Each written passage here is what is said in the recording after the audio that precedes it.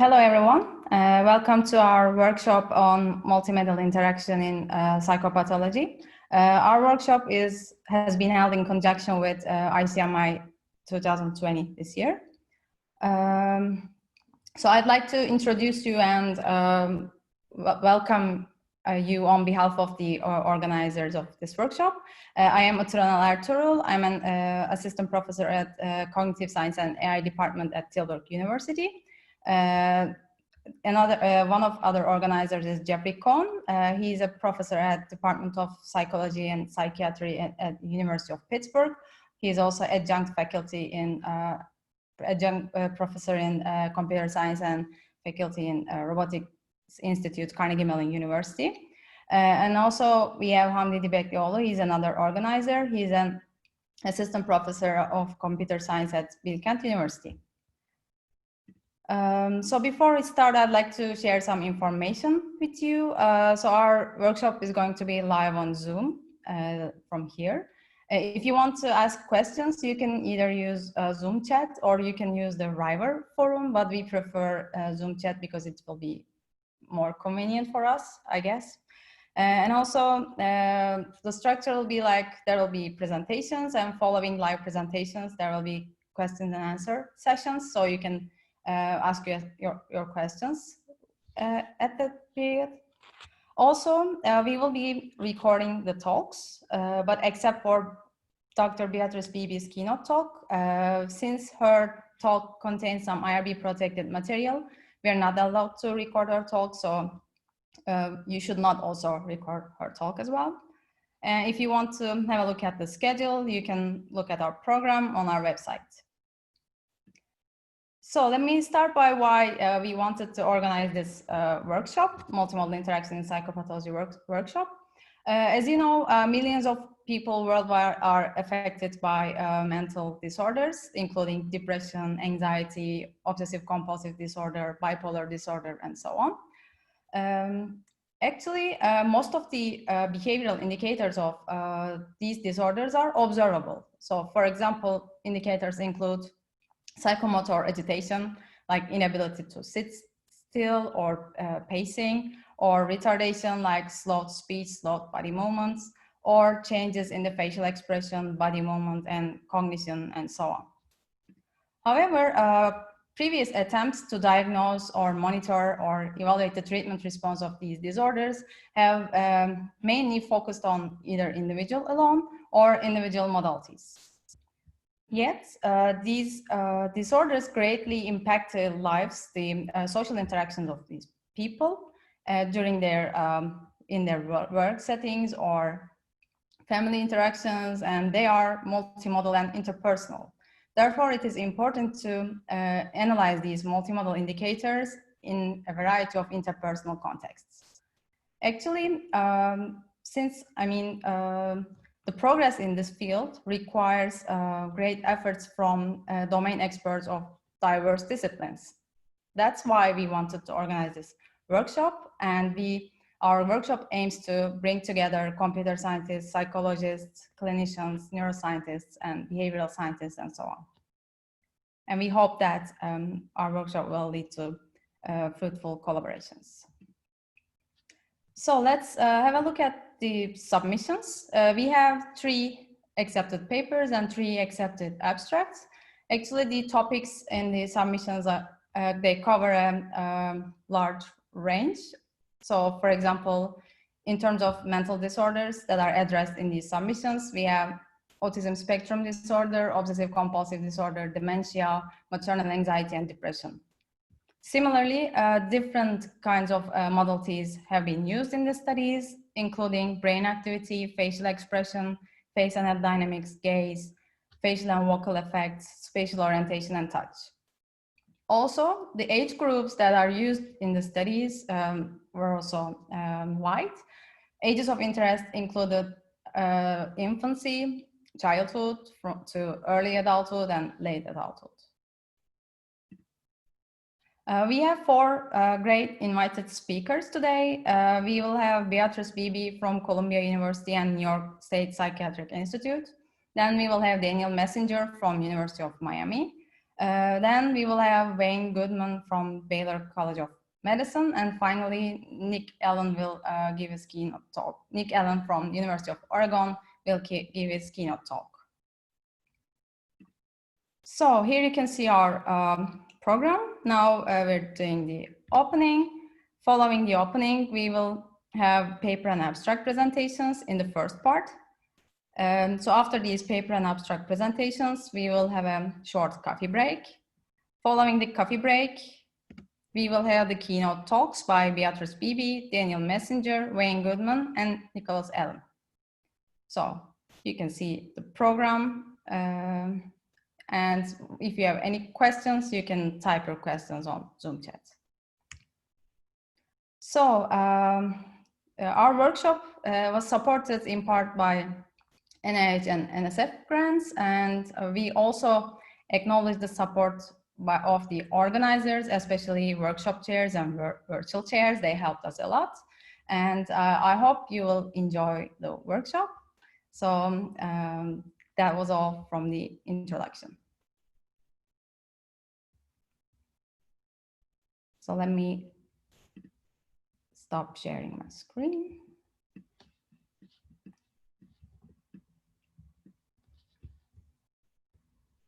And we can continue with the program.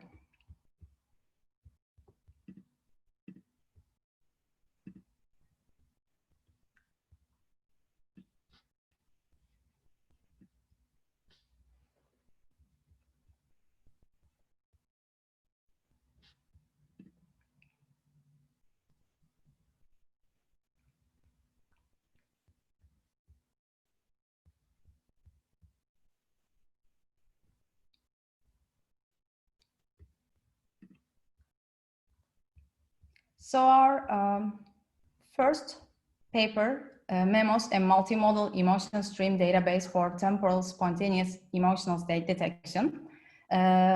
Today, Jan Lee is going to present this paper. Jan is from Northwestern Polytechnical University, and also is from MPU-VUB Joint AVSP Research Lab. So I can give floor to Jan now.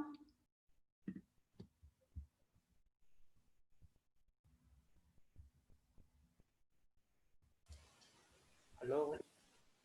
Hey, Jan, you can share your screen. Okay.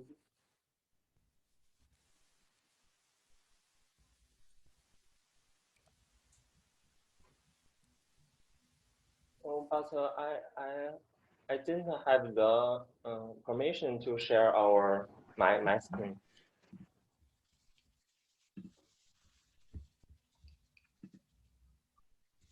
Yeah, you should be able to share it now.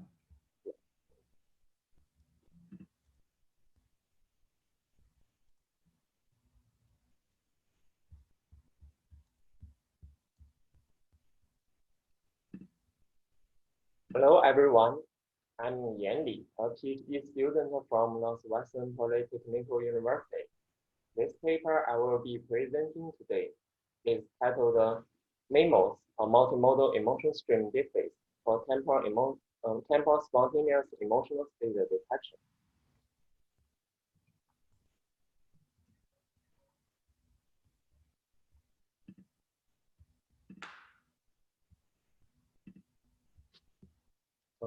In our daily life, emotions fluctuate over time due to internal and external stimulation. For the surveillance of mental health, Schiffman proposed the ecological momentary assessment by asking the people to report the emotions at regular time intervals. This method would minimize recall bias and maximize ecological validity. However, ecological momentary assessment is time-consuming and interrupts people's normal life. So automatic detection of a sequence of emotion categories as well as their time boundaries, which we refer to as the emotion stream, is vital for mental health surveillance.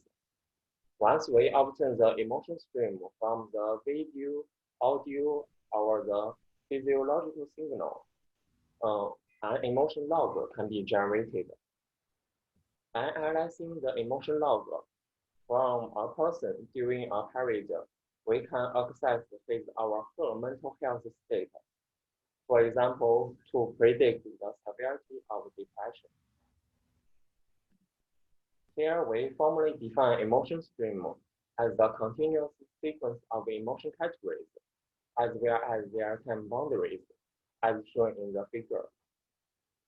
Therefore, the task of temporal emotional state detection is to determine the time boundaries and the categories of multiple emotion instances along an untrimmed temporal signal. Currently, there are two branches in emotion recognition. One is discrete emotion recognition, which classifies a short segment of the signal into one emotion category or mixed categories. The other is continuous affect recognition, which estimates the continuous affective dimensions, for example, violence and arousal, along a long-term signals. Dimensional affect modeling enable to encode long-term temporal change effect. However, the way of describing emotion in the affective dimension space is not widely accepted and adopted in our daily life. So compared to these two branches, temporal emotional state detection detects the emotional instance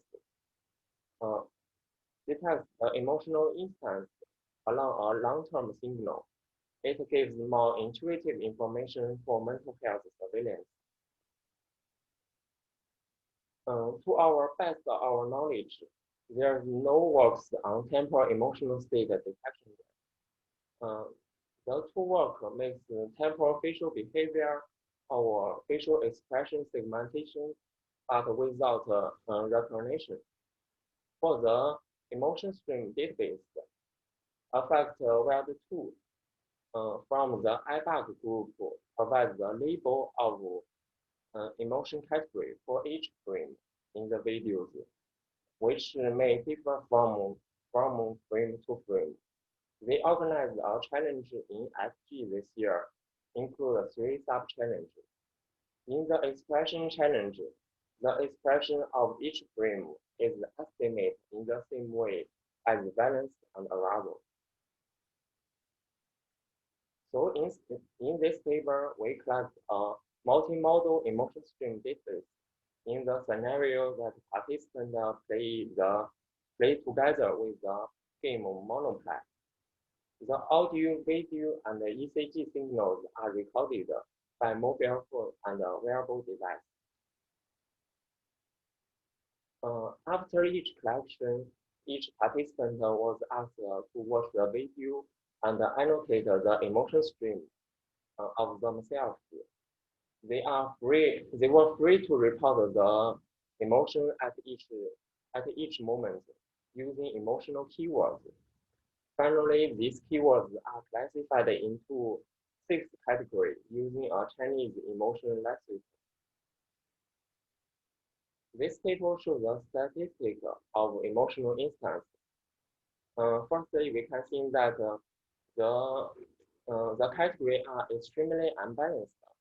This is reasonable because when playing the game, people show more positive emotions than negative emotions. Secondly, the length of most emotion instances are about 10 seconds, showing the emotion changed rapidly. Next, we propose a two-step emotional state detection framework to automatically determine the emotion categories with their time boundaries during the video recording. In the first step, a sliding window method or selective search method is adopted to generate the candidates. This figure shows the sliding window method. We define a set of windows with various lengths and slide each window along the video recording with a fixed step. All the segmented video clips are adopted as the candidate. This figure shows a selective search method. The similarity consists of two parts. One is size similarity, the other is feature similarity. Some size similarity determined to merge smaller candidates perfectly. Neighboring segments with the highest similarity are merged rapidly until the whole video becomes a single segment. Finally, all the original segment and the generated segment are adopted as a candidate. All the candidates are classified into emotional candidates and non-emotional candidates using a binary SVM classifier.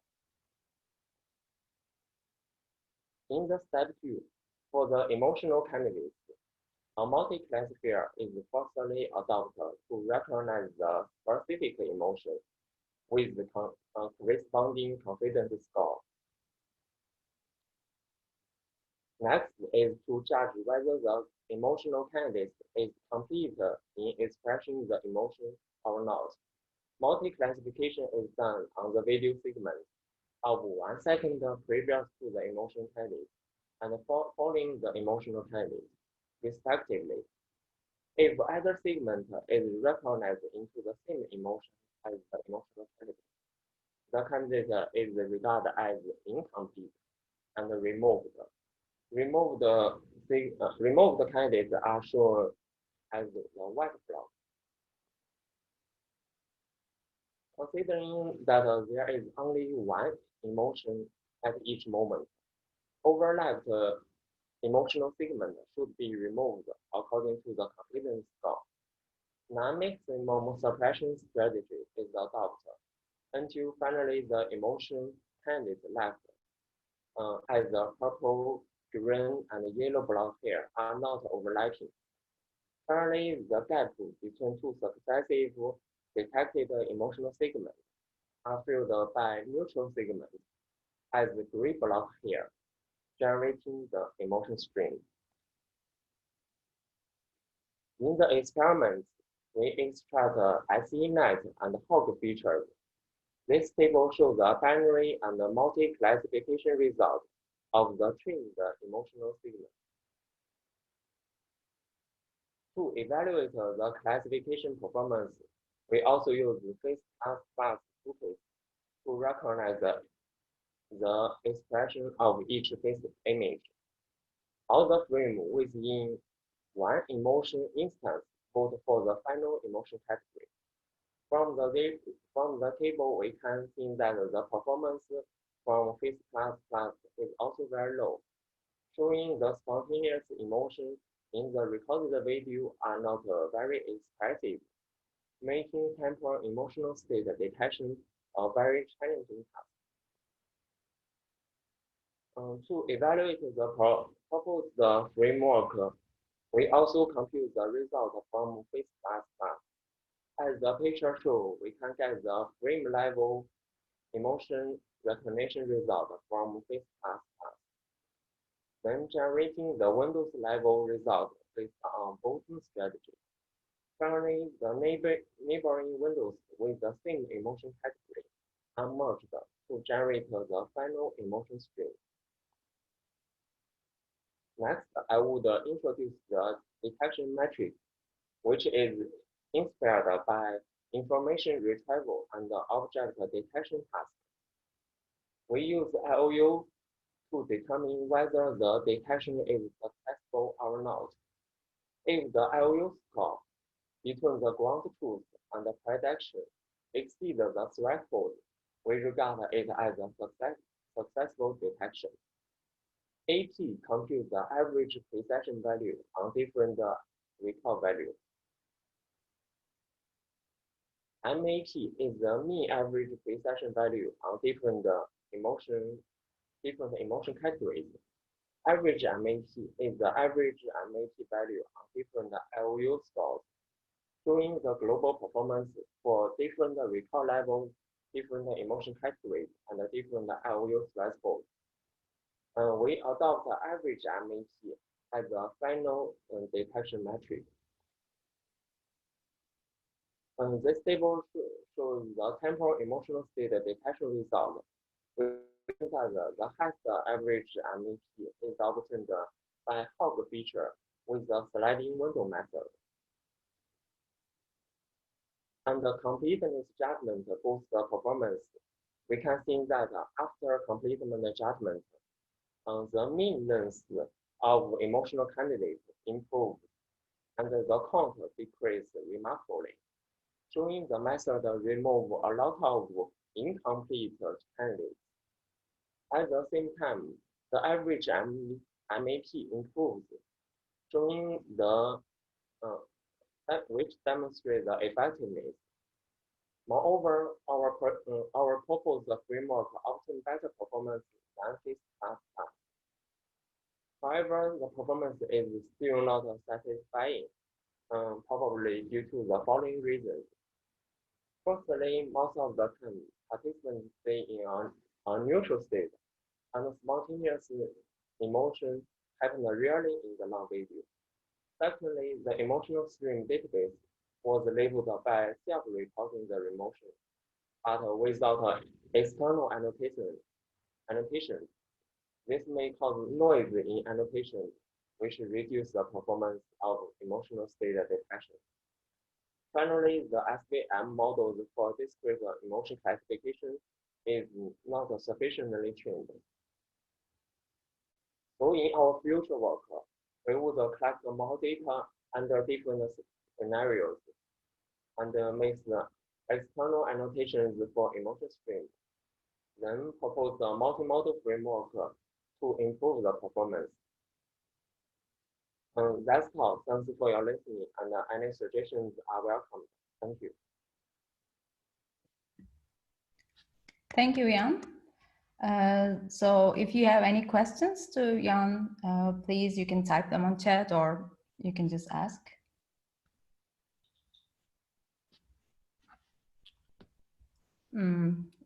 So maybe I can ask a few questions. As I understand, your classes are imbalanced, so you have very limited sad and surprised classes, for example. I don't remember the slide number, but when you show the number of frames for each class, yeah, here. So we can see that majority of the non-neutral ones actually contain happiness. I was wondering if you used any weighting mechanism or subsampling while you train your multi-class classifier. When I train the multi-class there, I use some balanced strategy. Some balance. I didn't use some weighted loss function. Okay. Just produce some candidates for the less accurate. Okay. So then, I mean, do you have class level performance or no, just general classification performance?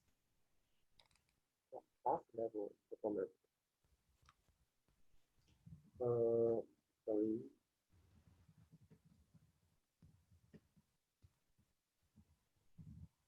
This one? Yeah. So you have overall multi-class classification performance, but we don't know the details. I mean, how much happiness samples are predicted correctly or how much sadness, surprise is predicted correctly. So maybe it's a good idea if you, in the future, if you look into these details to see which kind of emotion categories you're classifying correctly. Yes. I think happy and neutral category is that better performance, and the less that lower performance. Yeah. Probably. Thank you. Jan? Oh, I'm sorry. Hamdi, you go. Okay. So one more question. I am wondering if you try something like attention-based segmentation, or maybe something similar to image segmentation, like a regression hat and a classifier hat, for instance, in your model.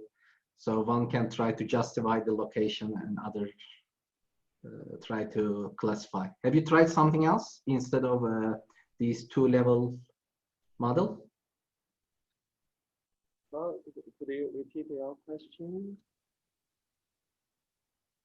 Sorry.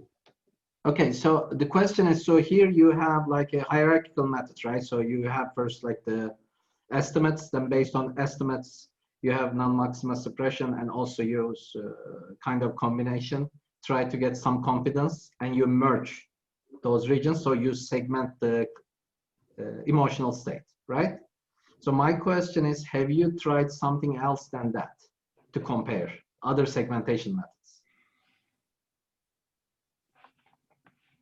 In our paper, we also tried the two segmentation methods.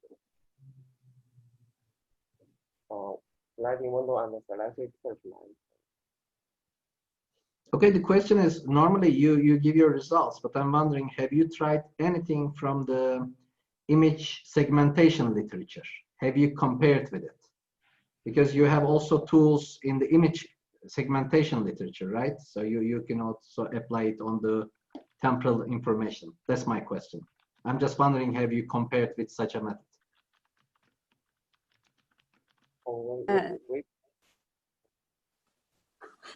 Okay, sorry. Can I answer this question for him? Yes, thank you. Thank you. Yes, and thank you very much for this suggestion. Actually, we have looked at one paper. Yan, can you go back to the related work? Yeah, one is from Jeffers' work. Actually, is to segment the boundary first, and but they didn't do the later recognition. So I think it's also a good idea to segment first and then do the recognition. This is what we are doing now. I see. So you already tried, like we are doing. We don't have results yet. We are doing it. Okay. Thank you very much. Thank you. Thank you. Maybe one more question or comment? Yeah, if I could, I mean, I think it's really interesting the way you're combining ECG with the observable measures. Did you look at all at how different modalities contribute to your classification? I mean, was the ECG informative? In this work, we only use the video modality and didn't use the audio or ECG modality. Oh, okay. Okay. So we would try multimodal. Yeah. Okay. And just one more, like, real fast. So you're focusing on discrete emotion, but you have I think a real opportunity to look at a dimensional perspective. Just intensity of positive or negative affect. Or do you have plans to do that? You mentioned dimensional approaches.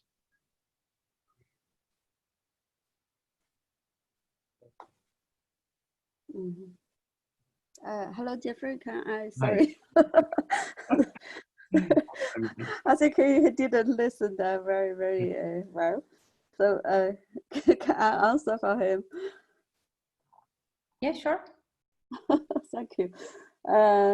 In this database, we didn't label the continuous affective dimensions. Yeah. So we didn't do continuous affect recognition on this. But it's a good idea because now we are still asked for the external labeling of annotation of the database. We can add that. Yeah. I'd like to see how that works. Yeah. Okay, this is really nice work. I like what you're doing.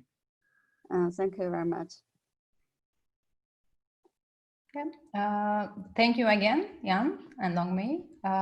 Let's continue with the second paper presentation, which is objective measurement of social communication behaviors in children with suspected ASD during the ADOS2. The presenter is Eugene Amy An from University of Miami. Amy, you can share your screen.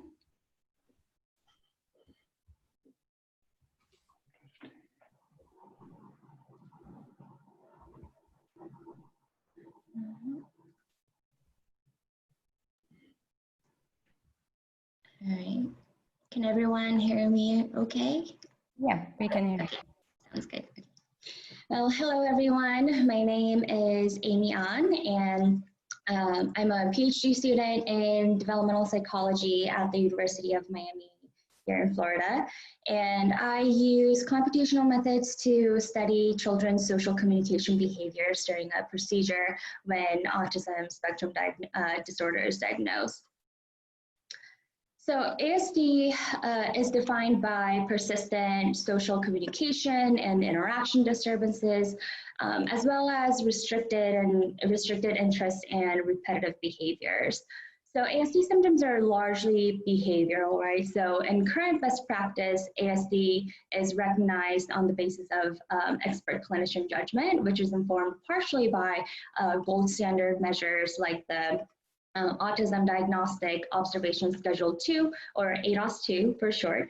And this is a 40 to 60-minute semi-structured observational assessment of children's play, social interaction, communication skills, and any atypical behavioral patterns. So this is designed as a diagnostic tool for identifying ASD. And the examiners give symptom severity scores largely based on two domains.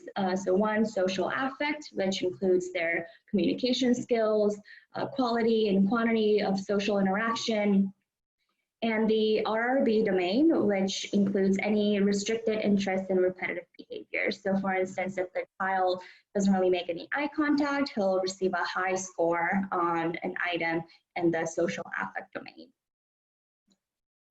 So although the ADOS2 is the gold standard measure to characterize the ASD phenotype in current practice, it still really depends on subjective observations rather than objective measurements. And not to mention, it really requires a labor-intensive training process. So multimodal objective measurements, like the automated processing of children's social communication behaviors from audio and videos captured with economical sensors through computer vision and audio signal processing, can hopefully provide us with quantifiable measures for key behavioral features of ASD during clinical assessments like social gaze, making eye contact, smile, and vocal turn taking, and so on. So the objective of the current pilot study was to identify a key set of multimodal objective measures of children's social communication behaviors that can reflect their deficits in social communication and interaction, as well as any restricted and repetitive behaviors during the administration of the ADOS2 assessment by using automated analysis of videotaped facial images and audio recordings.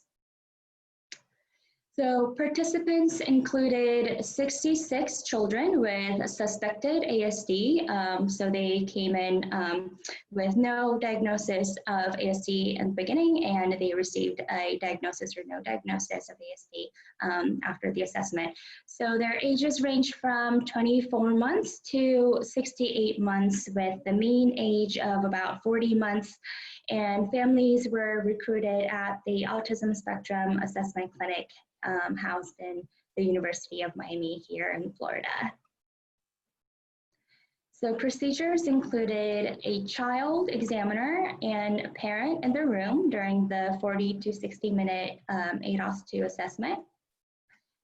And all adults present in the room, including the examiner and the parent, wore camera glasses that captured child's gaze and social smile toward adults, and vocalizations of all people, including the examiner, child, and parent during this assessment. So the second image here shows an examiner wearing the camera glasses during the assessment.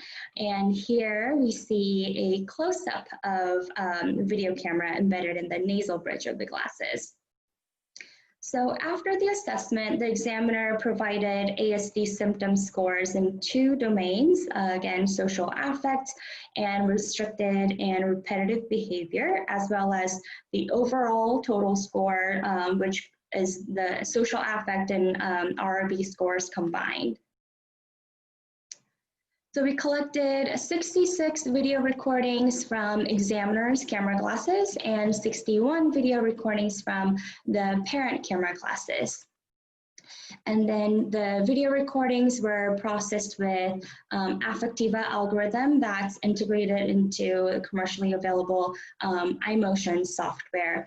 And Affectiva is automatic facial expression software package that estimates gaze based on the 3D head orientation, like the yaw, pitch, roll, and it also objectively identifies facial action coding systems action units, like smiles, based on support vector machine classification from histogram of oriented gradient, features around 33 facial landmarks.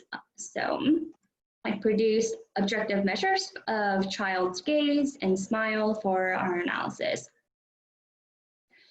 And audio recordings from the 66 examiner videos were also processed with Lena SP Hub software that uses trained Gaussian mixture models to segment audio into categories, distinguishing children's own speech-like vocalizations from non-speech sounds and other speakers' vocalizations. And it generated objective reports for child vocalizations, child cries, child-adult vocal turn-taking, and adult words. And here, all recordings were processed using non-modern methods. So here is an example of the iMotion software. Happy birthday automatically to detecting you. social gaze. Happy birthday to you. Happy birthday, dear baby. Happy birthday to you. So this was the first person video captured with the examiner's camera glasses during the birthday party play session during the assessment. And this video shows her face being tracked as well as various facial expressions, including her smiles.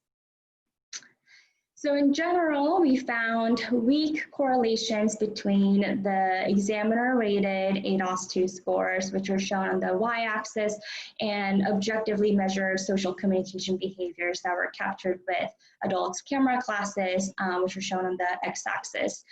And the red dots here represent 61 children who received ASD diagnosis, and blue dots indicate 5 children without the ASD diagnosis.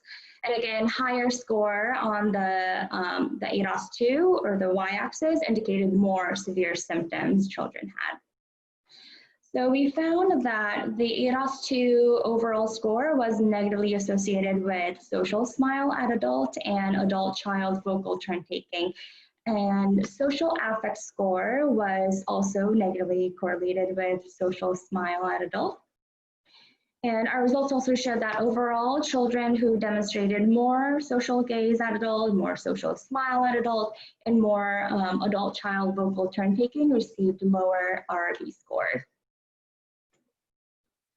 So objective measurements of children's social communication behaviors during the ADOS-2 showed low levels of association with the subjective examiner-determined ADOS-2 scores. And this multimodal objective measurement of key behavioral features of ASD using first-person video and automated vocal interaction detection appears to have the potential to produce quantitative indices of ASD-related behaviors.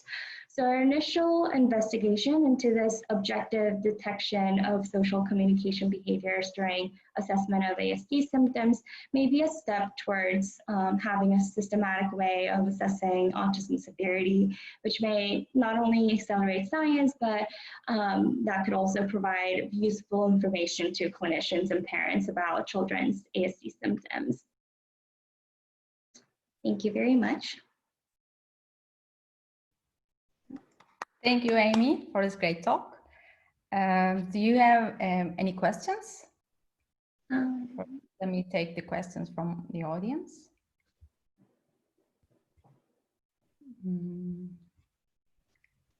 Maybe I can start with my question. So here you consider only social smile and social gaze. Have you also considered looking at combination of AU6 plus AU12 for enjoyment smile? We are actually in the investigation as we speak. Okay. So we're trying to incorporate other emotional expressions as well to see if we see any associations there. Okay, great. Thank you. How I had a question. Like, how well did the Affectiva system work with these children? I mean, there's always the question of domain adaptation. Sorry, I couldn't get the last part, Jeff. Well, that is the the system was developed in videos of adults. A lot of those videos were posed. I was wondering, did it work well? In your videos? I would say it definitely it worked for some. I mean, most facial images of children, but I would say it's definitely the performance itself was not really accurate compared to the adults because the system was developed around training adult faces. But I mean, it was so we are investigating better ways to detect child smiles and gaze and all these emotional expressions, but I think it's also difficult with the examiner cameras because it's not really stationary. So that's also another complications we had. Yeah. Are you able to? I mean, that's a good point. Is there any way to like separate out the head motion of the wearer versus the child? Well, versus the child. Sorry. Well, so you have so the video is, the face image is moving around. One source of that is that the child is moving. But the other source is that the camera is moving. Do you think it would be helpful if you could segregate those two sources of motion? Maybe, but currently the Affectiva is processing each frame at a time. So each frame of facial image at a time. So I'm not sure how that could increase the reliability. Right. No.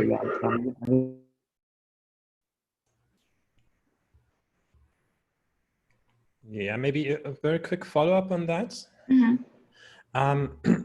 So whatever system you take from the commercial shelf to look at this, I think this is known that as soon as you have different gaze angle, in particular from up or downwards, sort of the relationship between, if you look at the face straight on, or if you look at it a little bit from above or below, can make a systematic bias, in particular for things like the smile, right? Because you have a different angle, and these systems are get it wrong pretty much the same way that human observers do.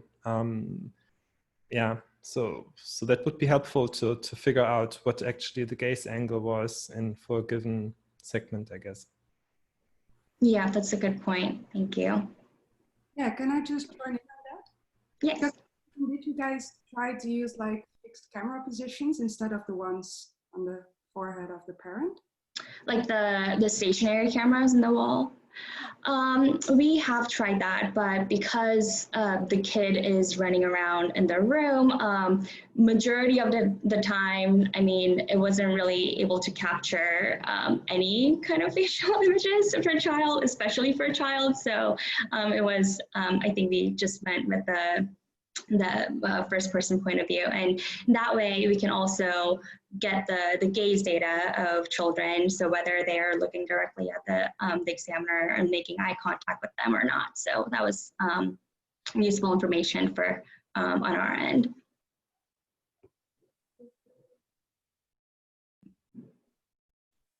Great. Thank you, Amy, again for your talk. Let's continue with our third talk.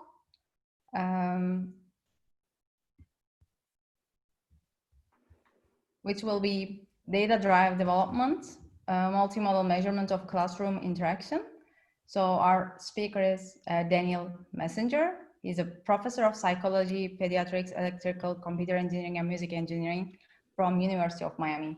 So Daniel, I'm going to make you co-host now.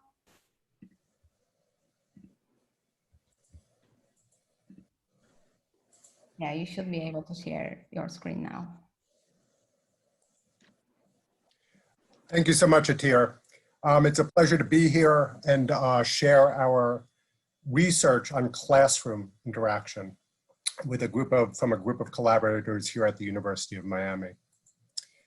So children in the States and throughout the world spend a substantial proportion of time in preschool away from their parents.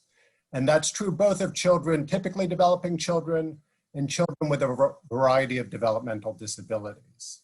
So it's important for us to focus on where children interact and develop in the wild, kind of bridging on the themes that Amy was raising, irrespective of the difficulties of performing objective measurement in those contexts. So our tools here will be radio frequency identification to track the movement of all individuals in a classroom, children and teachers. And we're going to pair that with this Lena first-person audio recorder, which is worn in a vest by the child. And here you see the two tags that are used to measure the movement and eventually the orientation of the children and teachers in the classroom. So what does this look like? So this is a classroom full of kids during a free play interaction. They're kindergartners. The red spheres are girls, the blue spheres are boys, and they're moving about.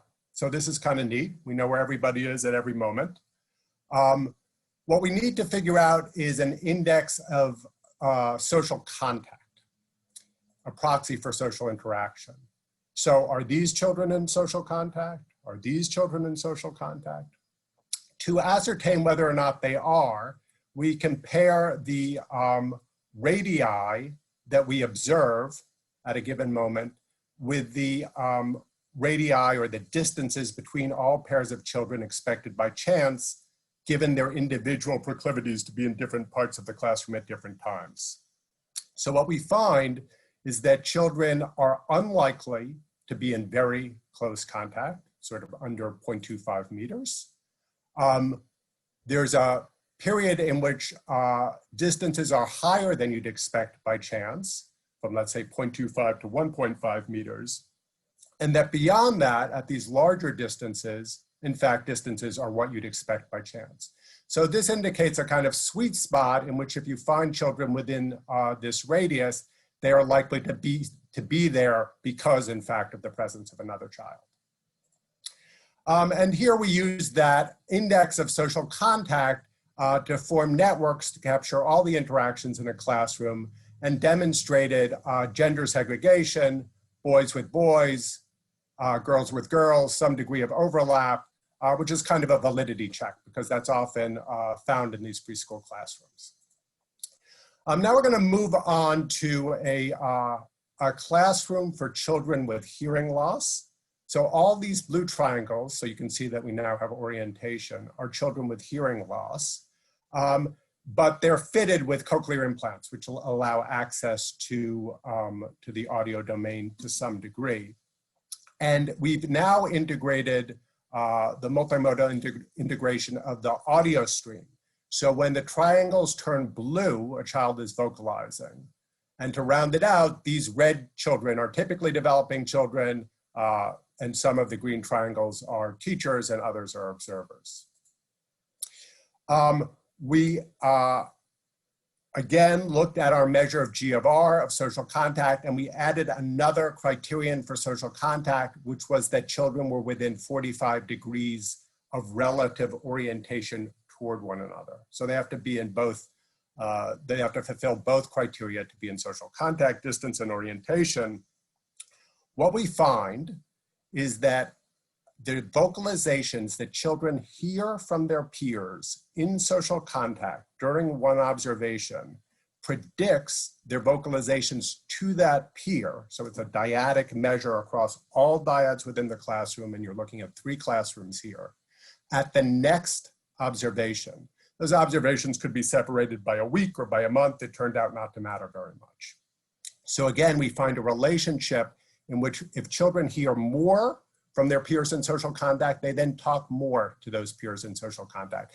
And that's true regardless of whether it's a child with typical hearing, the red kids, or a child with hearing loss, the blue kids.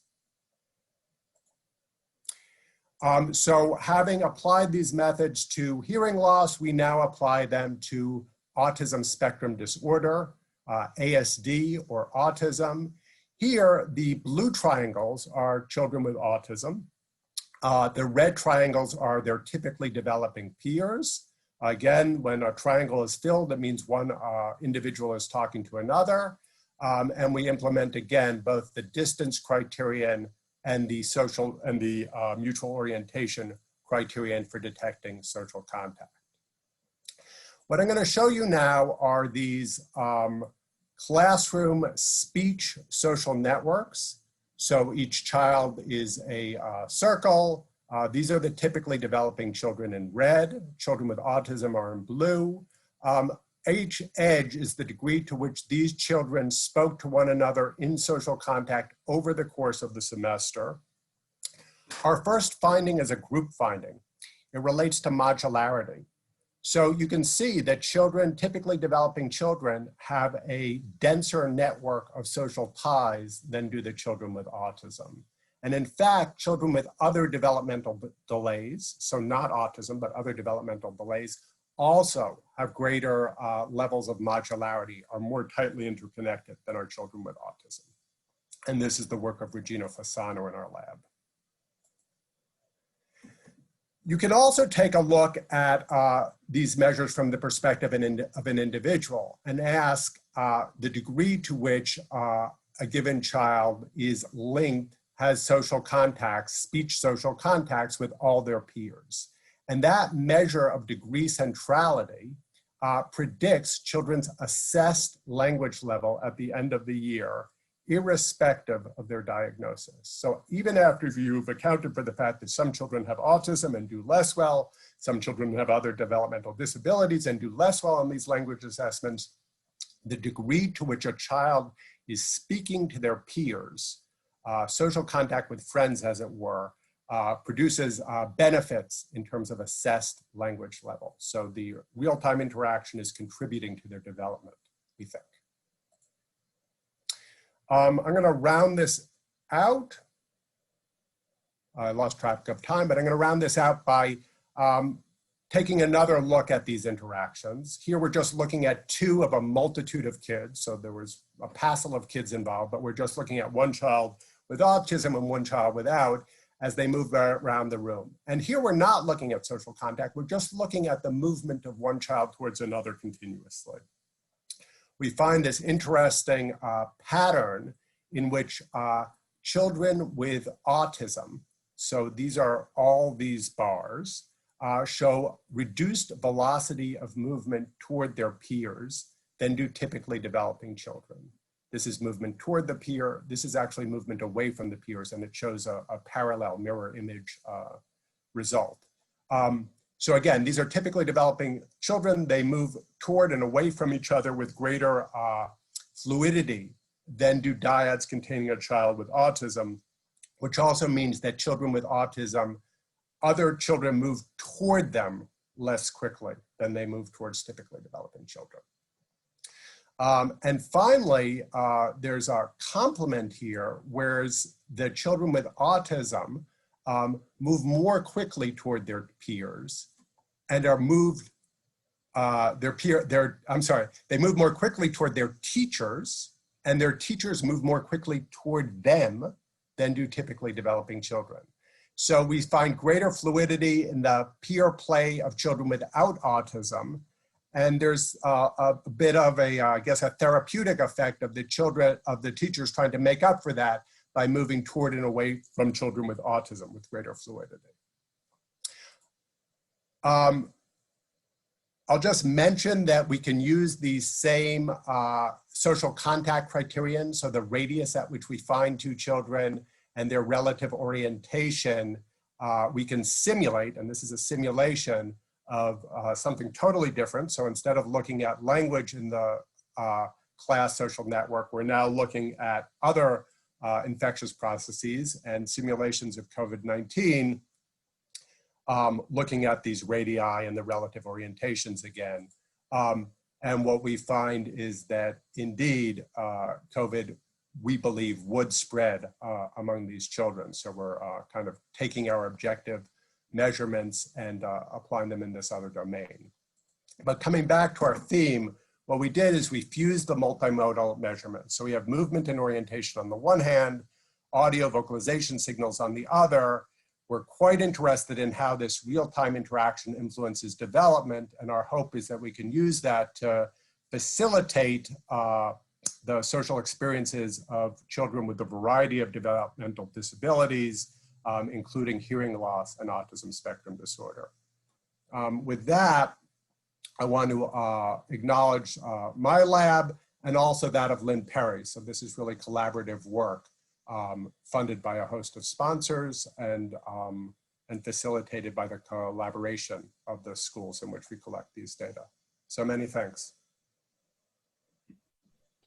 Thank you, Daniel, for this great talk. Do we have any questions from the audience?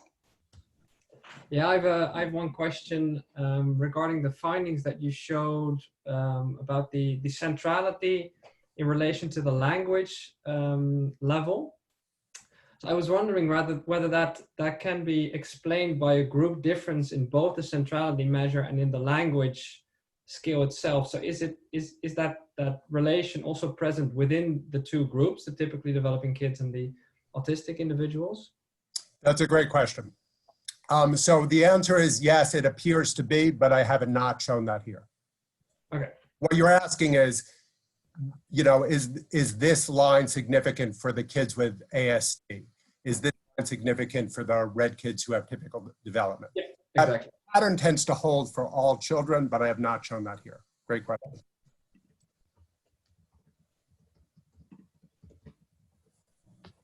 Any other questions? So let me just, I guess, add on to that Sure. In all of this research, and this is a bit of a bias on our part, we do not see differences in process between children with different, with and without developmental disabilities of different sorts.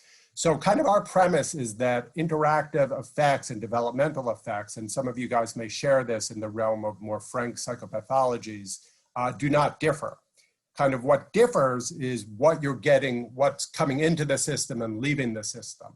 So the children with autism, for example, receive less speech from their peers and produce less speech to their peers. But the hope is if they got more social contact and speech in social contact from their peers, they in turn would produce more speech and would show higher language levels. Yeah. I have a question. Yeah. You know, I think this is great work. I mean, I really love what you're doing here. You have this intriguing finding in which the teachers are showing the opposite pattern of the children. Do you think they're aware of that? You know, that they behave differently? No. I think that the teachers devote themselves heart and soul to facilitating the peer interactions of the children in the classroom and have no idea that this is occurring. Yeah, yeah, yeah.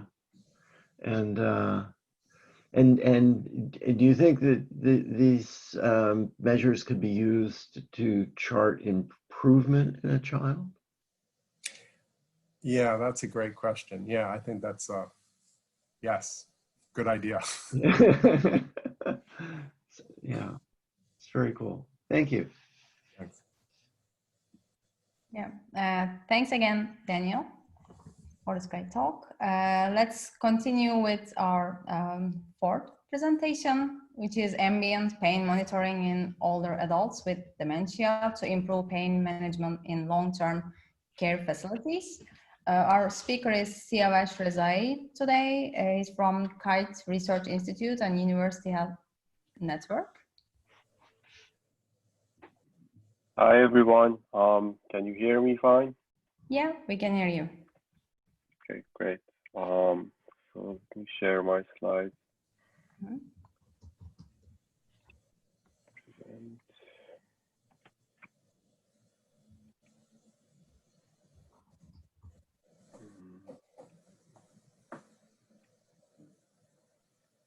So can you see my slides? Yes, we can see it. Okay, great. So hi everyone, my name is Sia. I'm a research engineer at Kite Research Institute at UHN in Toronto. And I'm going to present our latest work, ambient pain monitoring in older adults with dementia to improve pain management in long-term care facilities. So pain is a very frequent condition in older adults, and it's pretty challenging to detect pain and to address like the underlying conditions that cause pain, especially in older adults with dementia, because a lot of them are nonverbal. And this is like a more serious issue in long-term care facilities because there is a shortage of staff and also not enough resources to do the proper training to be able to detect pain in nonverbal patients. So here we propose an automated ambient pain detection system that is basically, its aim is to be able to detect pain and sort of alert the nursing home staff so they can attend to the patients. So our contributions are threefold. First is the algorithm that is trained and tested and validated on video that is recorded from subjects with dementia, and the video recordings are unobtrusive as opposed to other data sets that are usually well lit and people are facing the camera. So they look like a realistic situation there when you deploy the system. And then we propose a pairwise training and inference method that adjusts to the person's resting facial expression and also allows you to get multiple pain estimates for a single frame. And it's also pretty efficient compared to other models that do the same thing through sequential modeling. And we also introduce a contrastive training method that improves cross-dataset performance, and also it's relatively fast to train compared to other contrastive methods. We use two data sets. One of them is the UNBC McMaster Shoulder Pain Expressions Archive. This data set has 25 participants with shoulder injuries, and the videos are nice, well lit, people facing the cameras. They're recorded at 30 frames per second, and they're annotated for PSPI pain rating, which drives from FACS coding system, which is a sort of established facial action coding system. The other data set that we're using is the University of Regina data set. It includes 95 videos from 95 older adults. They're recorded at 15 frames per second, and they're annotated manually by trained raters. They're annotated for PSPI rating, similar to UNDC, and they are also annotated with PACS-LAC2 pain rating, which is another pain rating that is sort of designed to be easier to train people for. And 747 of these older adults were cognitively healthy, community-dwelling adults, and 48 were individuals with dementia. The data pre-processing that we did was doing face detection, cropping the face region, removing faces at extreme angles, and landmark detection, and then using those set of facial landmarks to sort of frontalize the faces, and then applying histogram equalization to normalize away the effects of lighting. Our proposed model architecture is sort of a relatively typical convolutional neural network similar to LeNet, with the small difference that our algorithm does pairwise inference. So it takes in one image from a neutral facial expression and the image that we want to do pain estimation for. We call that the target image. So the input layer, basically the first convolutional layer applies to both images, and then the resulting feature maps are subtracted, and the rest of the network is typical convolutional architecture. And it we have tried training it for detecting just pain or detecting pain plus individual facial action units. So it has multiple outputs. So training, so there are sort of three tricks that are already sort of talked about that we use during training. One of them is pairwise training, where we take frames from the same subject. One of them is a neutral frame, and the other one is a target frame. And each pair constitutes a training sample. And the other trick was using multitask training, where we sort of, in addition to training the network to predict PSPI or the pain rating, we also train it to detect facial action units from FACS and from PACS-LAC2. And the third trick was using contrastive training, which is basically an additional loss that we add to our loss function, which trains the model to detect, to differentiate between in-distribution images and out-of-distribution images that were generated synthetically. Our validation, we did 5-fold. We basically broke the data into 5-fold, and the folds were constructed in a leave subjects out manner. We looked at F1 score for classification and Pearson correlation for regression evaluation. So here are our results. So the top table basically shows a comparison. So one of the benefits of the pairwise training was you're able to get multiple predictions for the same frame by using different reference frames from the same subject. So if you have multiple neutral expressions from a subject, you can pair them with the reference frame that you want to estimate the pain for, and it would give you multiple predictions. And then you could basically, what we did here, we took the mean of those predictions. The first table basically shows you the difference in performance.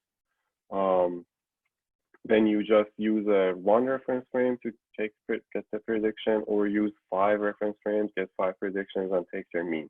And you can see the result improves a little bit. The 2 tables at the bottom are results of ablation studies. So the table on the bottom left shows compares the results with when we are doing contrastive training, which was a training a network to differentiate between in distribution and out of distribution samples, or just train normally, just predicting pain. And we can see it improves slightly, especially it improves on dementia. And the off-diagonal entries report cross dataset performance. You can see cross dataset performance improves quite a bit when we do contrastive training.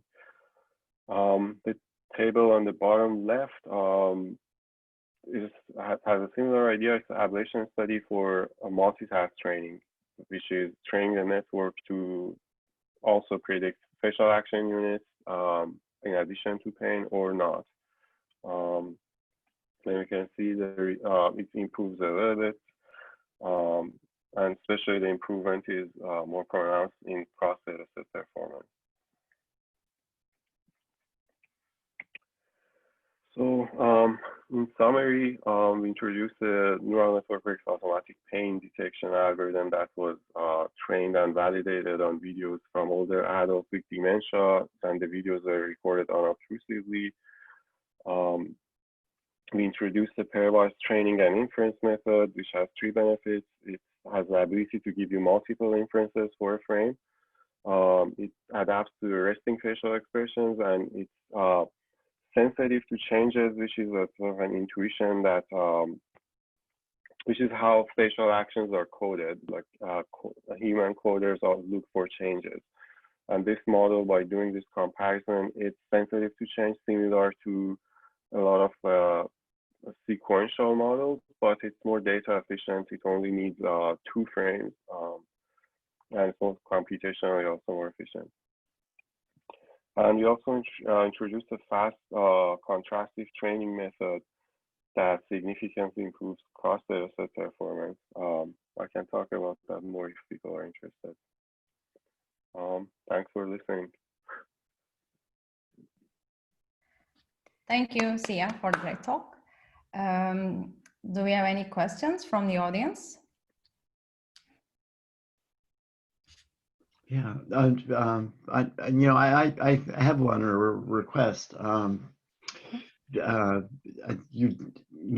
kind of, really nice. I was impressed with the cross data set performance. Could you say a bit more about that? Sure. So I think I need to sort of talk about a little bit about how our cross data set performance measurements work. So we are training the same network with all 3 data sets, but the network has outputs, with separate outputs for each of the data sets. So each output only gets a training signal from the data set that it corresponds to. And then we are basically able to get predictions for every frame from all the outputs that correspond to the different data sets that have been trained on different data sets. And we just thought it would be interesting to look at to see like what the training head that was trained on, for example, UNBC, how well does it perform on dementia in Regina data set or healthy. And there are a bunch of interesting things to note actually about the cross dataset performance. One of them is that our video in the Regina dataset, the videos were not very well lit. They were all at weird angles. People like looking very down or like sideways. So they're more challenging. And you can see, for example, the output that corresponds to dementia, let's say on the table at bottom left, the first column is basically the predictions of the performance of the dementia output on the three data sets. So the first item in the first column is performance of the dementia output on the dementia data set. The second row, the second item in the first column is the performance of the dementia data set on Regina healthy adults. and you can see the dementia output does better on UNBC data than it does on dementia, even though it's been only trained on dementia. So I think that sort of has to do with the fact that could be two things. It could be that it's really difficult to actually estimate pain for people with dementia. There's other research showing that they have reduced facial expressions, or it could be due to the quality of the videos. But that's sort of something that we noticed. But so you train on UNBC Pain Archive, and then you test on dementia, yes? Yes. And you know, or on the older adult control, and you know, the results are just about as good as, in fact, you know, comparable to what you get training and testing within the UNBC database, yes? Is that correct? Almost, yes. Yeah, yes. yeah. So you're talking about the bottom row. Yeah, the bottom row. So it looks like you know, if you train, if you train on really clean data, you know, such as the UNBC, you get better generalizability. Is that right? I'm not sure if you can draw that conclusion because, for example, the last column is the performance of the UNBC output. Yeah. And it doesn't do as well on, without contrastive training, it doesn't do as well on let's say healthy controls or dementia as their own outputs do. So where is that comparison? So for example, if you look at last column, let's say the last column, the first entry, and compare that. So that's the performance of the UNBC output on dementia patients, and compare it to the first item in the first column. Yeah. So it doesn't do as well without the contrastive training. So but with contrastive training, it's doing similar. Okay. Yeah.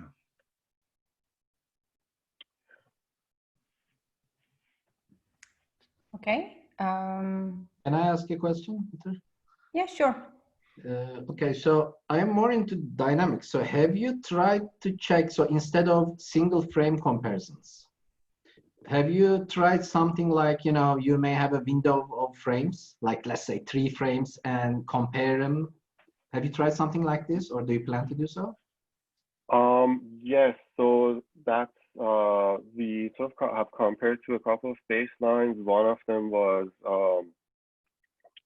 a VGG network that was used to extract to extract features from the images, and then we trained an LSTM on top of it. We weren't able to match the performance of this model, but that's something we tried. We'll have that result in our paper. Very good. Thank you very much. No worries. Yeah, thank you, Sia, again. And Thank now you. let's move on with our last paper presentation, which is automated detection of optimal DBS device settings. So today, Yaohan Ding from University of Pittsburgh is going to present it. Yeah.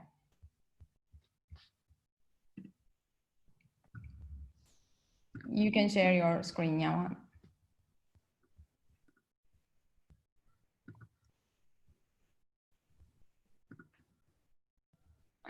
Hi everyone, my name is Yaohan Ding and I am a PhD student at the University of Pittsburgh. Today I'm going to show you about our work on the automatic detection of the optimal DBS device sightings. So to begin with, I'd like to introduce you about the DBS device and the targeting disease we studied, the obsessive compulsive disorder. It is a kind of psychiatric disorder that is characterized by intrusive, obsessive thoughts and repetitive compulsive behaviors. There are many existing treatments to the OCD disease, and the deep brain stimulation is a very special one. To the right, there is an example of the DBS device. Basically, it put electro implants in the brain of the patient that activates the ventral striatum area, which is responsible for affect processing. For patients with DBS, a good prognosis of parameter setting could be signaled by a MERS response of intensive positive affect from the face of the patient. Such treatments are especially effective for patients with severe OCD disease who are usually refractory to all the other treatment. However, in the meantime, this treatment could also cause a potential side effect, which is hypomania. So in practice, it is very important that clinicians consider carefully when giving parameter settings to the patient. In convention, the parameter setting are chosen based on the clinician's personal knowledge, expertise, and judgment in the treatment, which is relatively subjective. So the goal of our study is to build an automatic tool to detect such optimal device settings for individuals. The data we used are from a male subject who has completed a 2-year treatment, during which there are 21 programming sessions scheduled, where the clinician will manually enhance the DBS parameter settings based on his judgment. We select 13 qualified programming sessions with all the data available to analyze, and there are 8 unqualified sessions due to missing data and unchanged device parameter. For each session selected, we will trim 15-second trials of the initial and the final settings to the following study. And for all the collected video segments, we extract features by the automated facial effect recognition tool. With such tool, we were able to achieve 3 types of features, which are the head movement, face movement, and facial action unit. For head movement, we get the root mean squares of the 3D head orientations, pitch, yaw, and brow. For face, we average the root mean squares of 49 2D facial landmarks. And for the facial action units, which are the anatomic description of facial muscle movement, we are especially interested in 2 of them, which are the AU6 cheek raiser and the AU12 lip corner puller. We're interested in them because they are associated with the Duchenne smile that represents the positive affect. Therefore, in our study, the value for positive affect is represented by adding up the intensity of AU6 and AU12. In this slide, I'm going to show you a demo of patients giving a MERS response right after the parameter change. In the below plots, the first one shows you the change in positive affect, and the second one shows you the change in the parameter, which is the left side current.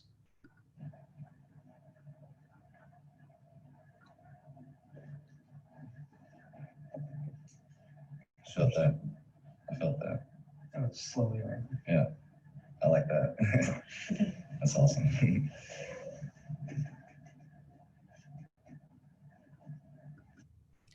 So as you can see, patients show some smile after the parameter setting makes him feel good.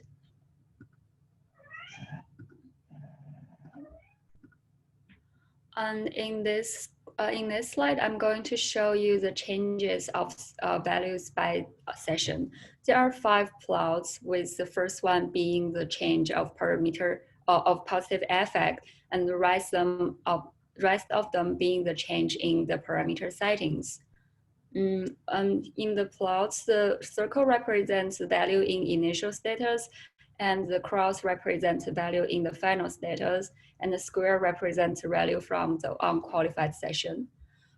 In the y-axis, each row represent a visit programming session, which starts from the 6th visit and end at the 26th visit. And the arrows between the initial status to the final status shows you the change, the direction and the scale of the change. And let's focus on the positive affect plot. As you can see, usually in most of the sessions, there are either longer or shorter arrows. For example, in 13th session, you can see there is an increase from the initial in positive affect from the initial status to the final status, which is associated with a small increase in the left side current and a small increase in the right side current. And there are also some special case of sessions where, which you can see in the 17 and 18, where both initial and final status have like 0 positive affect. And these sessions are actually called discontinuation phase, where the current value is decreased slowly to 0. And the goal of such sessions are trying to take away the effect of the device so that the patient can be more aware of the impact of the device. Such sessions, since such sessions have different goals other than optimizing the parameter of the device, we exclude such sessions in the following analysis.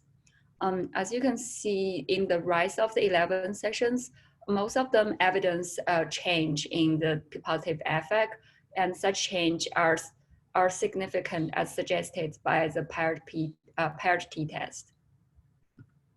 So to continue to explore the model training, we then process our data by splitting each 15-second trial into 15 1-second samples. We also explored shorter window lengths within the range of 3 to 12 seconds. And for each sample, we calculate the mean, max, and standard deviations for all the previously prepared features. And then we split the data into a 3-fold session-independent cross-validation way. Since our data set is relatively small, we use shallow models, including the support vector machine with a sequential forward feature selection and XGBoost with a weight-based feature selection. The results can be seen in this table.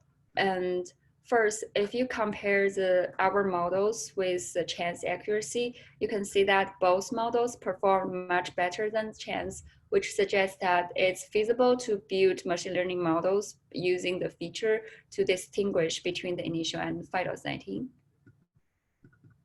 And if you compare different rows, you can see that 7 seconds is actually the best window length to differentiate between these two settings.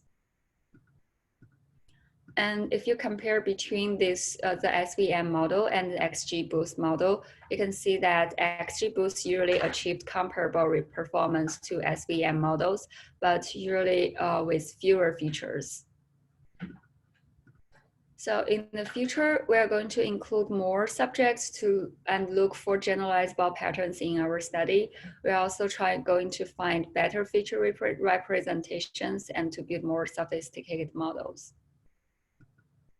So our work is supported by the NIH award. And if you're interested in the feature extraction tool, you can access it through this link. Thank you. Thank you, Johan, for this talk. Do we have any questions to Johan? Any questions, comments? Please. I do have. So for the method you use, so you include SVM.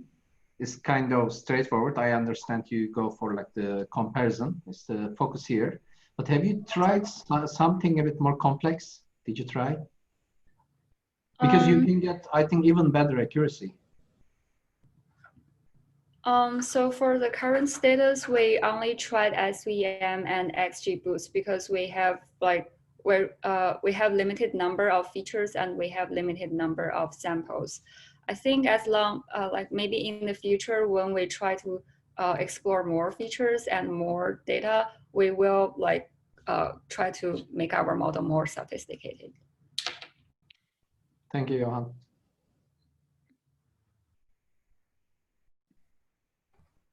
Any other questions?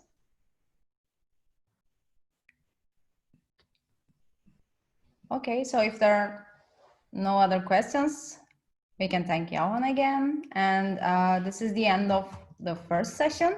Now we will have a 15 minutes coffee break. Following coffee break, we will continue with keynote talks. So see you in 15 minutes.